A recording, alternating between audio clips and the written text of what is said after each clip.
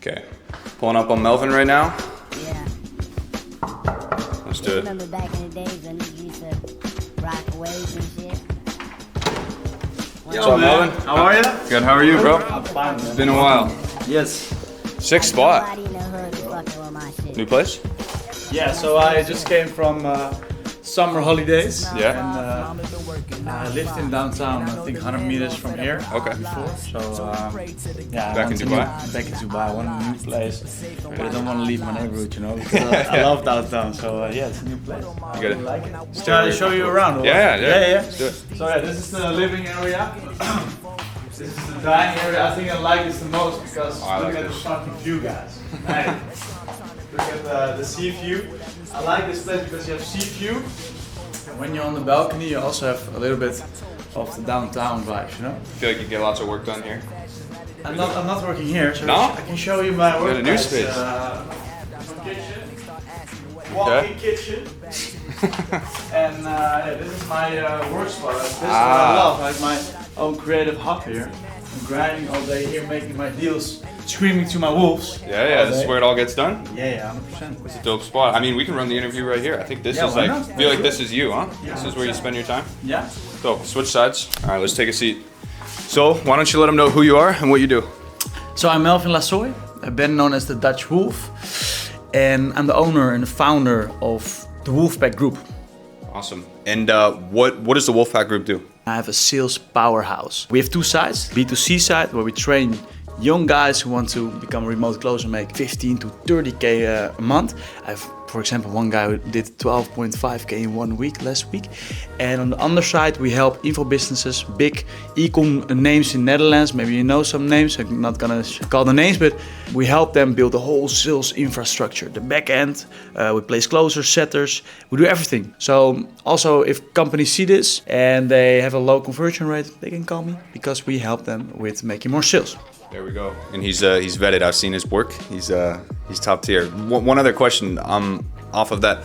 When you're building out a sales team now, it's a little bit different because you're not necessarily hiring for a 9-to-5 role, but you're still vetting people to work with you on your team. What's one piece of advice you could give to like new business owners making their first hire, bringing their first couple people on the team to finding that person? Yeah. So search for character. Search for a certain mental state of people. I don't care about what did you study. I care about like how hungry you are. I have one guy, his name is Maurice. He doesn't have any diploma, but he started with no knowledge about things he needs knowledge about on his position. Now he's the absolute best, bro. He's fucking good. He will die for the company. And that's what I'm searching. People with a fire in their eyes. You need to see the fire in their eyes. They need to believe the journey. They need to believe the goal we have with the company. They need to breathe it, feel it, and then you need to hire them, and not somebody who says, "Yeah, I studied on Harvard and blah blah blah." And no, hire on character. Yeah. That's awesome. And what made you decide to base your business here in Dubai? First of all, I think tax. So we have a lot of big tax preferences. Also the environment, because people are. It's really funny. In summer. I went to a lot of countries. I went to America, Colombia, Bali, Europe, and on every spot I need to work because I'm always working, you know. But there is no place like Dubai where you can grind that good, where you can grind that much. So yeah, I love Dubai's environment. There is like a certain energy here that you keep going. Yeah. That's a great answer. And I'm gonna take it back a little bit. Walk me through your first ever sale. How'd that go down? Yeah, that's a good question. Okay, my first ever sale. I can remember that I was selling like magazines to old ladies on the phone, and I was upselling them to like a subscription, a monthly subscription. So yeah, I was working in a call center from 9 to 5. I had to work till 9 to 5, but I did 9 to 9 because it was commission based. You know, how more input, how more no's you hear, how more yeses you get, how more money you earn. I'm not sure about how the conversation went, but I know that I worked my ass off there, and I become the best guy also there with my first sale.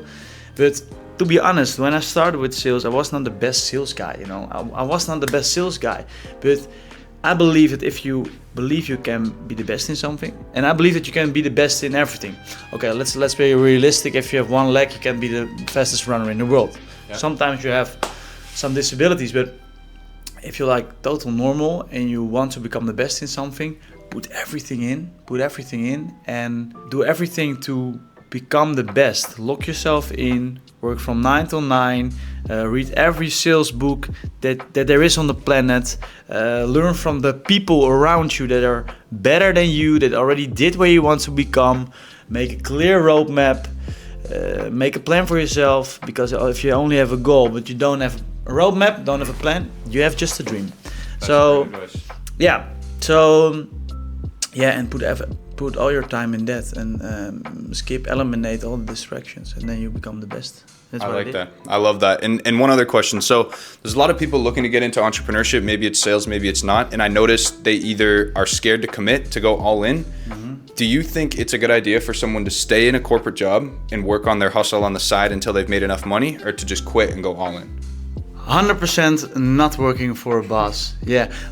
To be honest, like for example, if you want to start your own company in a certain niche or something, of course you can work for a boss, but copy this guy, write down what he does every day, ask him everything, how do you build it? And if you know the cure, if you know how to do it yourself, bro. Do it yourself, because if you work for a boss, you're working on someone else's dream.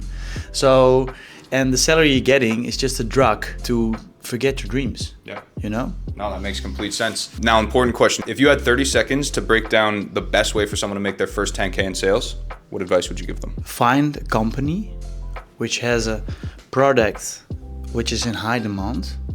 The owner is too busy to do the sales himself, because in the end, the middleman is going to make the most money. Yeah. Not the owner, not the CEO, the guy who's going to make the deals. So be the middleman in a company who has a product which is really nice, which you believe is good, because you need to stand behind the product you're selling, and make sure that this product is in high demand. Lock yourself in 99, call every motherfucker possible, call everyone who's possibly buying from you, and yeah, master the craft of selling, guys. It doesn't matter what the fuck you're doing, always master the craft of selling, because sales you need everywhere in the world. You know, if you want to convince your girlfriend to eat sushi instead of Italian, you need to convince her. You know, you need the Dutch Wolf blueprint. You know, to convince her. So, yeah, how to make your first 10K in sales? Find a product high in demand with a product you believe you can sell. Lock yourself in, call every motherfucker, and you get 10K real soon. That's amazing. And I noticed you're big on posting on social media. You've been online. How important would you say it is as a business owner in 2025 to be posting on the internet? I think it's the most important thing. I think that your personal brand is becoming your currency. Mm-hmm. It's becoming a new currency. It's like I'm posting right now twice a day. Yesterday I posted 3 reels because I need to have engagement.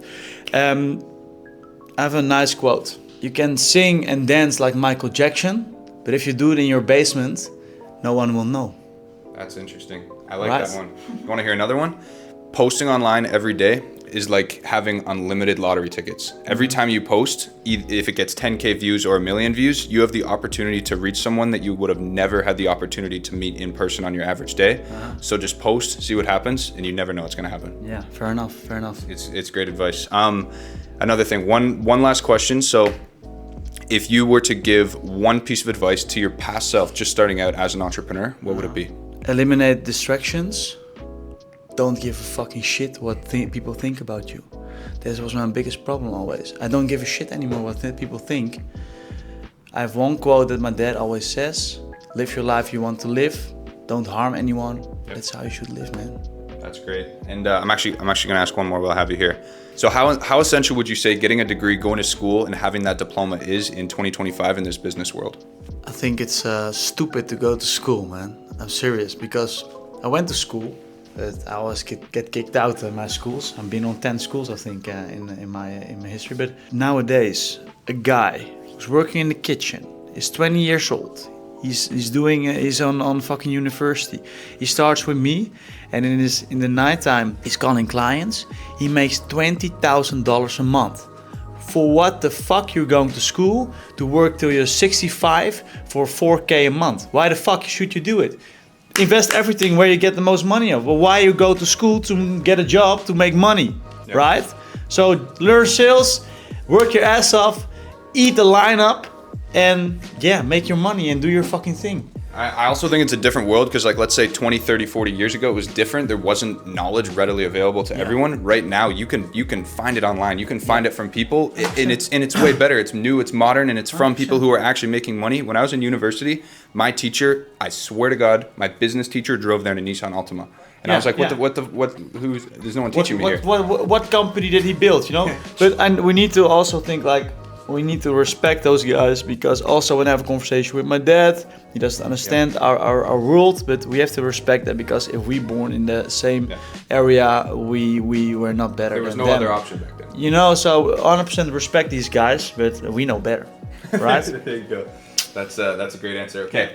Finishing it off, I know you make a lot of content. If you could give one piece of advice to someone looking to make their first piece of content, build their personal brand, and put themselves out there online, what would it be? Be fucking cringe. Be fucking cringe. And look at it like, oh, if people gonna laugh about it, I don't want to do that. Maybe people gonna talk me names. Post that shit. That's going to work. You know? Fuck it. You heard it here from Melvin. All right. I appreciate the interview. You crushed it. Good, man. Good shit.